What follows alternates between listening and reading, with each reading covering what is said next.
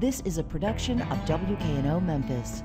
Production funding for Behind the Headlines is made possible in part by the WKNO Production Fund, the WKNO Endowment Fund, and by viewers like you. Thank you. The results of the local election and the impact on Memphis and the surrounding area. Tonight on Behind the Headlines.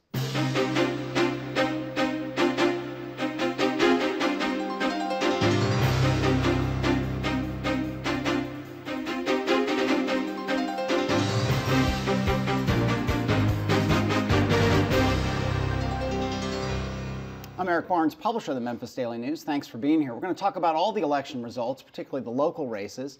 And we're going to start with Bill Dries, Memphis Daily News. Thank you for being here. And let's run through the numbers real quickly and then begin to talk about them. All right.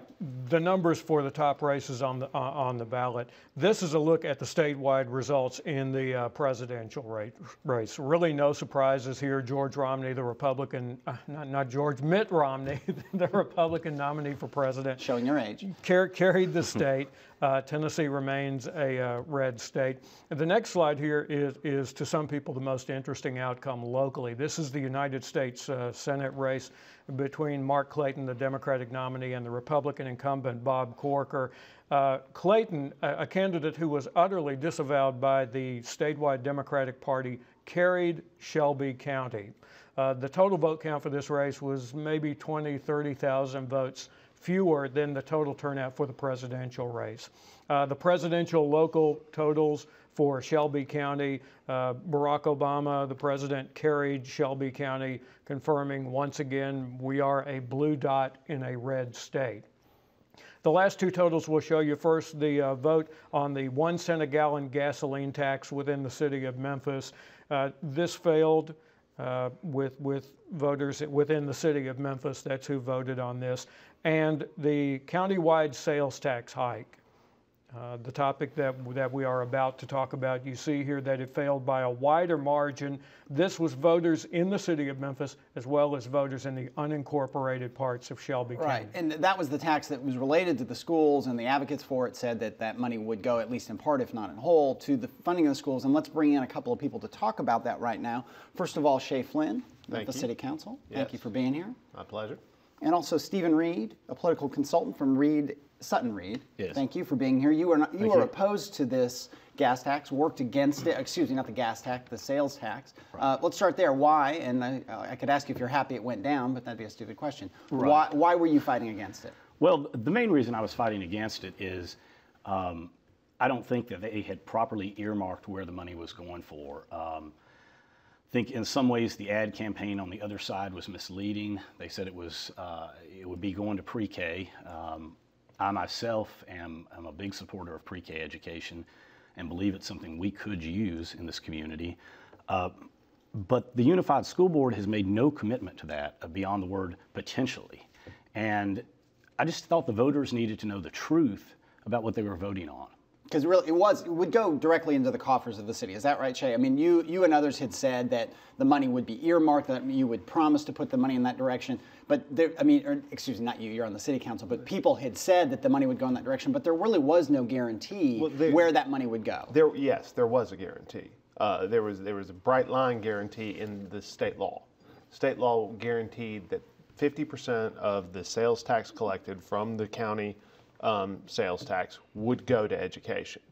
Now, that means that if it's $60 million figure, $30 million would go to the schools for education purposes. Now, what those education purposes was where the issue that the opposition, quite effectively, created confusion. I maintain that everyone, and you just heard Stephen say it, everyone talks about how much they love pre-K, so it's inconceivable that it wouldn't receive the funding. That's, we all like this, we all want to do this, and you give us the money and we're not going to do it. That just doesn't make sense. If this comes up again, and it may well, there's still a lot of time before the budgets, the schools thing is still evolving. Is there a way for the county, for the school system, for someone to give folks like you an assurance that you would turn around and say, yeah, if that money is promised and is certain to go to pre-K, we're on board, we'll work for it? That's one of the things Mark Luttrell has said is that one of the problems with this tax is they're simply putting the cart before the horse. And we need to, we've seen the recommendations of the TBC, but we haven't seen the deep cuts that the Unified School Board is going to make. And we need to see them make those cuts first. I mean, we've merged the schools now, and now it's time, you know, for the school board to put on their big boy pants and come to the table and make some deep cuts, whether that's closing schools, whether that's looking in the possibility of outsourcing, whatever needs done to get that budget as low as possible, because you can't close a $57 million shortfall with $31 million and then also add pre-K to the program. Right. So if there were some assurances, but I want them to go through the phases first of making the cuts that need made, get it down to the bare bones they possibly can for the taxpayers, and then let's come back and let's look at those programs we can add to it.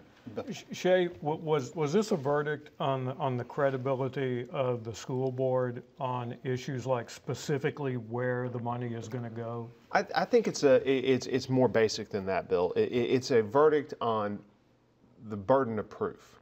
Anytime you're asking the public to raise taxes on themselves effectively, the burden of proof is on the proponent's side to explain why that's good. The default answer is going to be no, just for anyone. I mean, it's like, do you want to pay $2 for this candy bar or $10 for this candy bar? And obviously that's an extreme example. Everyone's going to pick the $2 candy bar. Now, you know, it's important to know when going forward, because as you were saying, could this come back up? Again, this is all very controlled by state law. The county used their displacement mechanism in that law to displace the city. The Memphis-only tax that we were planning before the county got involved, which did have very specific, you know, this is where the money, this much money is going to go to a property tax decrease, this much money is going to go to libraries, this much money is going to go to community centers, this much money is going to go to public safety. We had very specific things because we knew going in that is the case you have to make to have any hope of passing it. The city-only one could come back up within 6 months. The county one is by state law barred for 1 year. Okay, and let me ask a question actually, because you talk about that in a tax that's really targeted. There's MATA. There's the gas tax was proposed to create some $6 million on a 1 penny a gallon tax earmarked directly to buses, trolleys, all the public transportation. I think you were in favor of that. It went down also, though, basically in similar margins to the other. So there's a targeted tax that people also rejected. But again, I think that, you know, it's occurring during a presidential election year. There's the sales tax controversy. I mean, we always knew going in, and Councilman Ford and I talked about it, when you put two tax matters on the public, it really hampers both of their chances politically of being passed. You know, the gas tax, quite frankly, didn't get enough media attention. It didn't have, yes, the information was there if people went and looked and found it, but it had a tough time getting enough noise to present it to the mass of the people to, again, overcome that natural default position of, no, I'm not going to raise taxes. Right. Bill? 6 months from now puts us about in the City Council and County Commission's budget season. Will you be proposing a citywide sales tax hike? Mayor Wharton and I have had a brief conversation about that, and we're going to get together in the next couple of weeks and really look at what we're looking at financially, you know, as well as, you know, I wasn't surprised that the sales tax failed. I was a little bit surprised at the margin. I thought, given the media campaign by it, that we'd have a little higher margin. So that obviously, because if we're going to have a special election, there's some costs associated with that, and we're going to have to do a cost-benefit analysis, seeing what the probability of our success would be. So I'm clear, and so everybody else is clear. To do a sales tax increase, it goes back.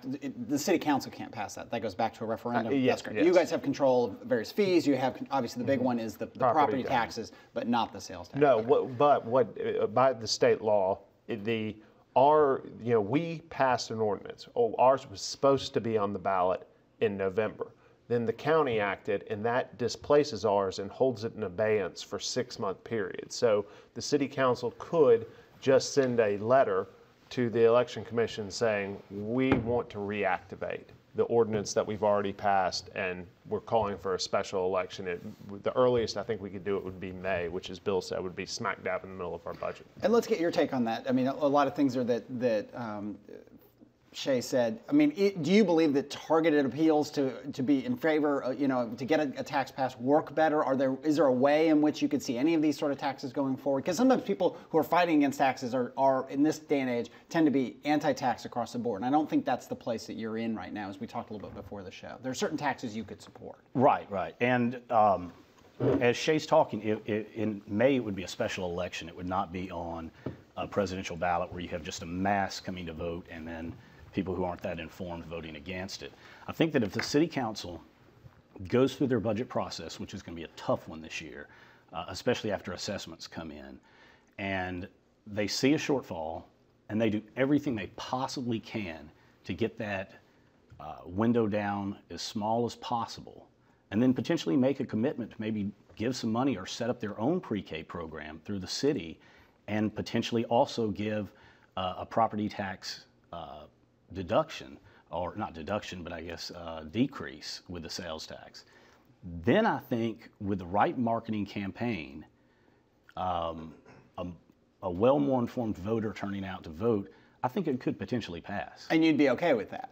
I'd be okay with it if we knew they had done everything possible to make the cuts that need to be made and get the budget down as far as they can, and they just can't cut anything else without seriously having to lay off police officers and. Right. And you had, the city council passed a small but property tax reduction this past year, isn't that correct? We over the past 5 years, we've reduced property taxes about 12%. Right. And it's one of those things that's interesting when you look at the big picture of where the city council is, and there's so much uncertainty about schools funding and so on. But do you see that among the other folks on the city council and your conversations with the mayor, a desire to continue that property tax number to keep going down, or is it too early to tell? There's absolutely the desire. Now, it's what you're counterweighing the desire against. My personal opinion as one council member is, and why I've supported sales taxes despite their regressive nature that I'm not a fan of, but we're only given so many options. The property tax differential between Memphis and Shelby County, especially combined, when compared with Nashville, with Knoxville, with Chattanooga, is so great that it leads to, you know, these negotiating positions that you're seeing with the companies here. And when we talk about pilots, when we talk about disbursement of the population to lower tax zones, which increase the cost of services, we have to do something about our property tax rate. I really feel that, and that's why we have to find new forms of revenue. All right. Well, we're going to move on now to a conversation about some of the other election results. I want to thank you, City Councilman Flynn, for being here. Stephen Reed, thank you for being here. Stay with us. We will have a roundtable of journalists to talk about all the election results coming up in just a moment.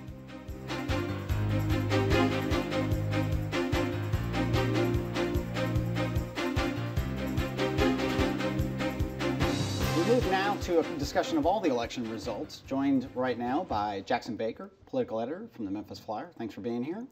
Also, Eleanor Boudreau, reporter with WKNO FM. We'll start with you. The schools, I mean, we heard from our guests and we see that the tax that in part was to go to fund the schools defeated soundly. What next with the schools? And it's hard to ask that question without asking what next with the court case. Yeah, well, we're still waiting for the ruling from Judge Mays. Shelby County Commission Chairman Mike Ritz points out that they could still increase the property tax about 10%. That would be 42 cents per $100 of assessed value, and that would get you about $60 million, which is sort of the ideal budget gap that the Planning Commission handed to the school board. So Mark Luttrell, the mayor of Shelby County, he's said before that he's never taken a no tax policy when it comes to schools. But he also likes to point out that there are contingency plans in the plan for the merged district that could save you money, okay? And one of those things, Shelby County Schools right now has a slightly smaller student to teacher ratio than Memphis City Schools. So if you go to the Memphis City Schools ratio, then you would decrease, but you'd get rid of about 140 teachers, and that would save you $10 million. And that's an example of something that's in there. The issue with that is no one on the Planning Commission seemed to think that that was a very good idea, right? They sat around to plan out a world-class system, and they came up with this, plan with a $57 million about budget gap. Right. And people started to say, well, it's pretty good. If you go to these contingency plans, the TPC seem to think that you pay a price for saving money. Well, Jackson, what's your take? I mean, we heard from the other folks, when we hear about these cuts and the budgets aren't finished, and in part, I think what Stephen Reed and other opponents of this tax are saying is, look, we're not opposed to all taxes, we're just opposed to the uncertainty of where this money would go. We heard Shea Flynn and Stephen Reed talk about all these other things that could happen, votes over the next year. Do you see that changing? I mean, your own take on it? Do you see a will among the voting public to increase taxes for the schools at any point? I think Shea was exactly right when he said there's a default there. The people are going to vote against taxing themselves. They're going to vote for the $2 hamburgers against the $10 hamburger if they have to do that. But in this case, if they want to eat, they're going to have to do something, because that hamburger is not going to be free. And, the fact is that people are talking about numbers and reductions to come and so forth. Mark Luttrell probably, he would not admit this in so many terms, he probably had to oppose that tax for political reasons. He's running up for re-election in a couple of years, and he knows that he's got to maintain the suburban strength. And that's definitely what they wanted done. People are influenced by such factors. The TPC, by the way, Bill and I sat in on almost all those meetings of the TPC. Frankly, they squeezed the pips pretty tight. And this idea that there's $60 million lying around they can find in reductions to get this sum down is kind of far-fetched. And the other thing that's important about this is that $60 million, or 57, as you said, Eleanor, is strangely equivalent to that part of the toothpaste that came out of the tube when the city got hands off, and you'll never get that back in. Right.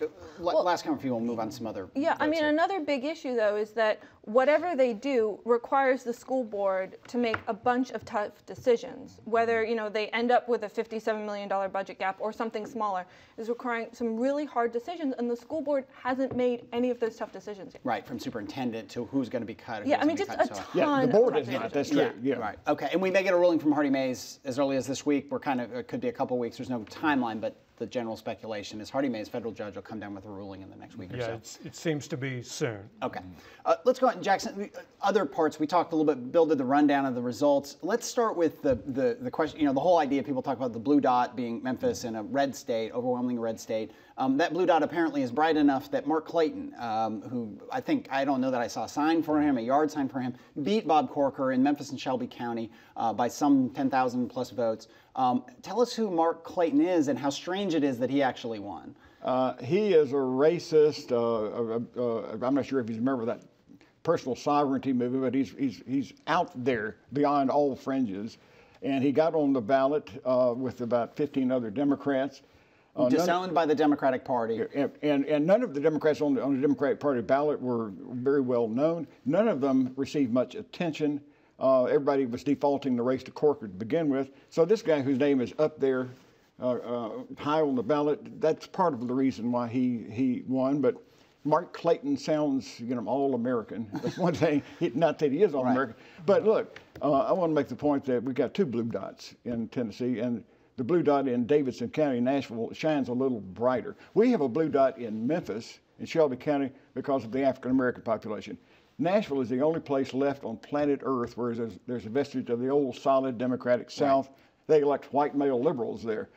So that's going to be there for a while. They did not vote for Clayton because they are more politically conscious of that kind of nuance. Well, he's from that area, and he's a little more familiar up there. You talk about white liberals. Bill Steve Cohen won his fourth term in Congress, handily, 3-1 over George Flynn. Your take on that? I mean, that was maybe the biggest race we thought we had of candidates, but it really wasn't much of a race. Well, I don't think anyone realistically expected it to be a really close race. It was certainly a different race from the three other races that he's run consecutively because Flynn was a much better opponent in the general election, much better financed opponent in the general election than Cohen has faced since he won the seat in 2006. And there was a whole lot of heat between Cohen and Flynn going down to the end of it. That's when the Flynn ads began to turn from being an introduction to Flynn as this doctor treating his patients to a doctor who treated his patients. But before you got to that, you got the average citizen, quote unquote, on there slamming Cohen relentlessly in these TV ads that were probably the major media buy in this market for the campaign season. Yeah. Hey, Jackson, any thoughts on Cohen, Flynn? I mean, is there? Let me ask you it this way: is there an opponent? I hate to go forward on this, but is there an opponent in the wings for Steve Cohen, or is this going to be one of those things he just builds his support? It's hard to see who it may be. He just beat a respected, named black opponent 9-1 in the primary with this large African American population. He is accepted by the African American population, the Democratic basis in Shelby County, and George Flynn could have spent his entire fortune and not won this race. Yeah. And I'll tell you another thing about that race. His only campaign tool was to demand the debate, and beyond those charges he made in the ads, which would have evaporated as soon as they sat down for a debate because they were kind of ephemeral. Cohen missed 130 votes out of 5,000. Yeah, I mean, it was not a real substantive, in that sense, kind of campaign. And I think Cohen would have embarrassed him in the debate, frankly. Let's move on to another thing. We talked about the Republican Party, the outposts of Democratic voting in the state house. So in the state house, and I won't have the exact numbers, but the overwhelming majority that the Republicans had in the state House of Representatives only got bigger, and the overwhelming majority they had in the state Senate got bigger as well. When you look ahead to this upcoming session, the Democrats aren't really going to have much of a voice up there. Well, I'll give you the exact numbers because the Democrats have 27 members of the House. It's a 99-member body. That's 72 Republicans to 27 Democrats. Six Democratic members of the Senate, which is incredible. That's fewer than the Republicans used to have back in the days when Democrats dominated everything. 6 out of 33, 27. The Republicans don't need to pay any attention to the Democrats, and if they do so, it will be totally out of courtesy to individual members. When we had, back in the day, Bill, when we had, reversed kind of majorities with Democrats, were there more? I mean, did the Democrats ultimately split among themselves? Did it get to be more rural versus city politics?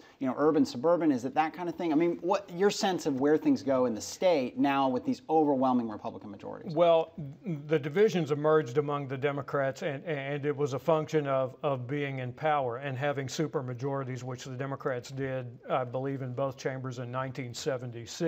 And that's kind of when the division started after the Watergate surge of Democrats into the legislature. So it'll be interesting to see if that's what happens with the Republicans too. My sense is that the Republicans realize that they have an opportunity, so they're trying to guard against what some Democrats believe is inevitable, that with power comes this desire to move in different directions within the majority. But the Democrats, unlike the Republicans, the Democrats are still searching for a way to be an effective minority in the state capitol. They certainly haven't learned how to do that in any effective measure to date. Yeah, and I think a lot of people, during the primary season when Deborah Maggart and a House of Representative member, Republican, very conservative by any kind of most people's standards, was beaten in part by the NRA or the gun rights lobby.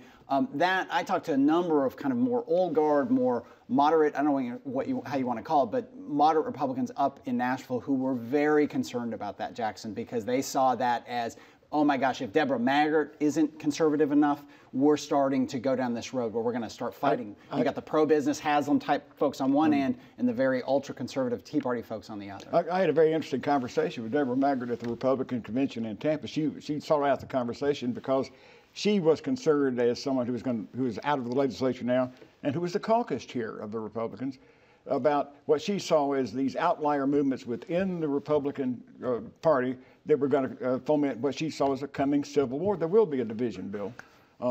It's inevitable when you dominate everything, your factions are going to rise. We saw it last year, and we talked about it a good deal on that parking lot bill, guns in parking lots. Yeah. They're going to have a constitutional carry measure up this next session, which means anybody can carry any kind of weapon anywhere, anytime. and that's going to divide it all over again. Right.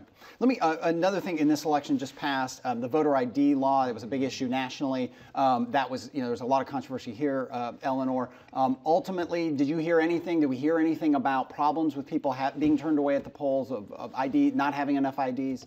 No, I didn't hear anything about that. This is one element of this, blue dot, red state tension that's going to live on, and it's going to get played out in the courts. So this voter ID law is very popular across the state. It's like 81% of people like it.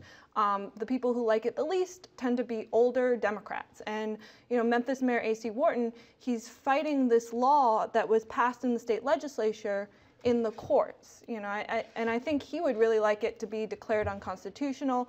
But if the courts aren't willing to do that, he'd like the library cards to be accepted, and we'll see what the Tennessee Supreme Court says about that.